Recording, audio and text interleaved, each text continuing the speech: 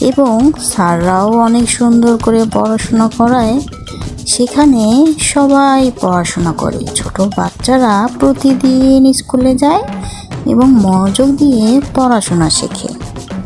এই স্কুলের শিক্ষক হচ্ছে একটা ছাগল আর ছাত্র হচ্ছে একটা বিড়াল এবং একটা কুকুর।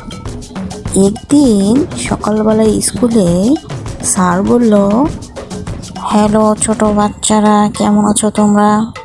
জি স্যার, আমরা ভালো আছি। আজ তোমাদের একটা গল্প বলবো। তার আগে বলে নে, যদি তোমরা রাস্তার ধারে বা কোথাও কোনো কিছু কুড়িয়ে পাও বা খুঁজে পাও, অবশ্যই সেটা বড়দের কাছে দিয়ে দিবে এবং বলবে যে তোমরা এটা খুঁজে পেয়েছো। অবশ্যই বলতে হবে। ঠিক আছে স্যার। শোনো, একটা গল্প বলি। যদি ধরো তোমরা রাস্তা দিয়ে যাচ্ছ, হঠাৎ দেখতে পেলে কোথাও কোনো